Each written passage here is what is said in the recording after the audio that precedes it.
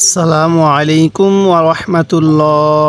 আজকের এই ভিডিওতে আমরা শিখব যে কিভাবে দ্রুত সহিহ শুদ্ধভাবে কুরআনুল হাকিম রিডিং পড়া শিখতে হয়। তাই আজকের ভিডিওটি অনেক গুরুত্বপূর্ণ। ভিডিওটি কেউ একটুও টানবেন না, সম্পূর্ণ ভিডিওটি দেখতে থাকুন। তার আগে ছোট্ট একটি রিকোয়েস্ট করব, আমার এই চ্যানেলটি সাবস্ক্রাইব করুন। তো চলুন আমরা ভিডিওটি শুরু করি। আমি গত পর্বের মধ্যে এই সূরাতুল বাকারার 140 নং আয়াত পর্যন্ত আলোচনা করছিলাম। আজকে আমি 140 নং আয়াতের পর থেকে আলোচনা করব। যারা আমার পূর্বে সেই পর্বটি দেখেন নাই, আমি ডেসক্রিপশনে লিংক দিয়ে দিছি, আপনি সেখান থেকে গিয়ে দেখে আসুন। বিসমিল্লাহির রহমানির রহিম লাগবে এই লামের সাথে তিল কাব জবর কা, তিল কা। তাহলে তা লাগবে এই লামের সাথে তিল কাব জবর কা, তিল কা। হামজা লাগবে এবার এই মিমের সাথে এই মিমের মধ্যে আমরা গুনাহ করব, কারণ মিমে নুনে তাজিদ হলে সেখানে আমাদের গুনাহ করা ওয়াজিব হয়ে যায়।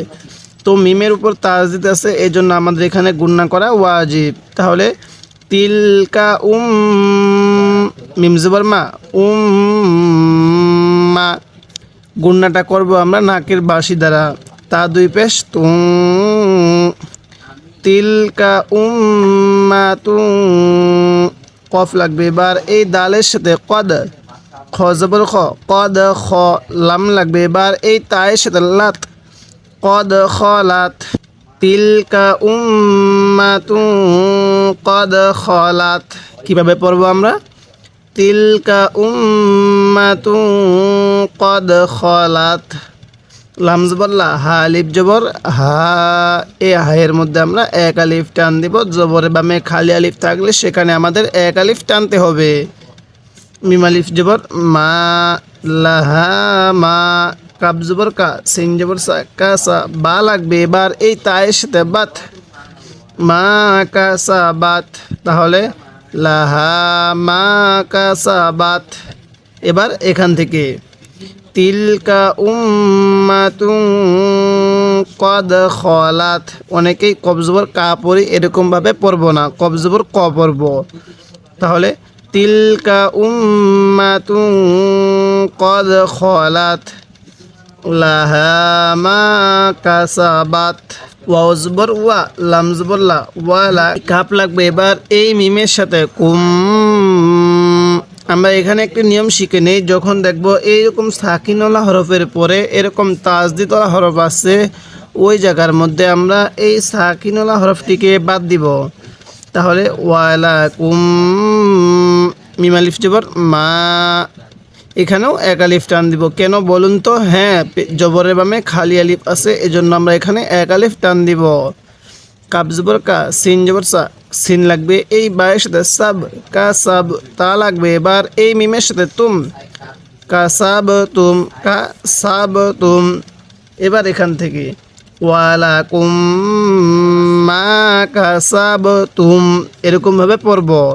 যদি আপনি এরকমভাবে মাত্র একটি নং পারা এভাবে শিখতে পারেন, তাহলে অবশ্যই আপনি দ্রুত সহিহ শুদ্ধভাবে কোরআনুল হাকিম রিডিং পড়া শিখতে পারবেন।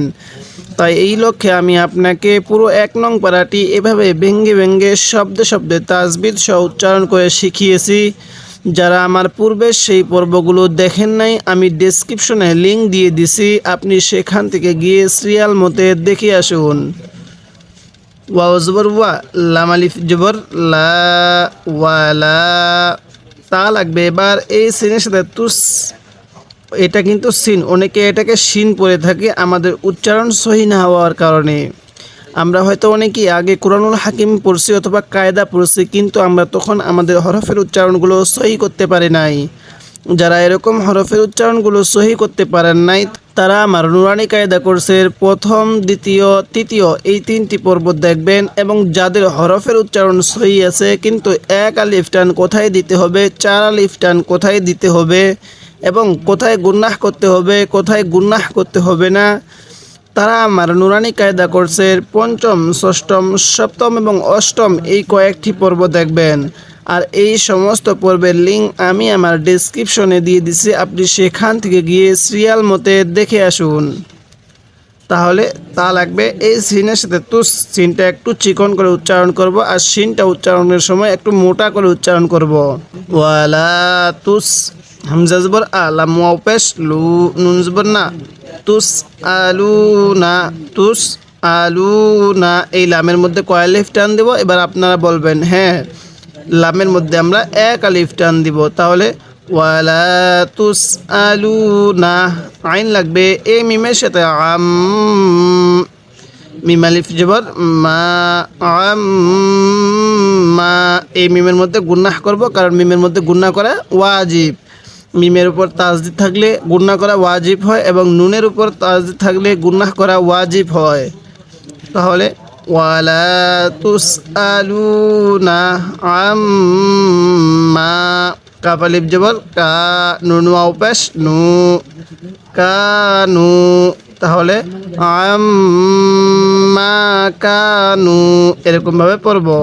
ইয়া লাগবে এবার এই আইনের সাথে ইয়া, মিম জবর মা, ইয়া মা, লাম ওয়াও পেশ লু, নুন জবর না, ইয়া মালুনা, ইয়া মালুনা। এই আইনটা একটু চাপ দিয়ে পড়ব। তাহলে কিভাবে পড়ব? আম্মা কানু ইয়ামালুন। ওয়াকফের সময় আমরা এই নুনের উপর যে জবরটি আছে এই জবরটিকে বাদ দিয়ে দিব। আমরা হয়তো অনেকেই ওয়াকফের নিয়মগুলো জানি না। যদি আপনি আমার পর্বগুলো প্রত্যেক দিন সিরিয়াল মতো নিয়মিত দেখেন তাহলে অবশ্যই আপনি শিখতে পারবেন যে কোরআনুল হাকিম পড়ার জন্য যেই সমস্ত নিয়মকানুনগুলো জরুরি। যেমন ওয়াকফের সময় আমরা এই শেষ হরফের উপর যে জবরটি আছে এটিকে বাদ দিয়ে দিব। এর নিচে যদি জের থাকতো সেটাকেও বাদ দিয়ে দিতাম, যদি পেশ থাকতো সেটাকেও বাদ দিয়ে দিতাম। তো কি করব? শেষ হরফটা আমরা শেষ হরফটার মধ্যে সাকিন করে দিব। তখন কিভাবে পড়ব? ইয়া মালুন।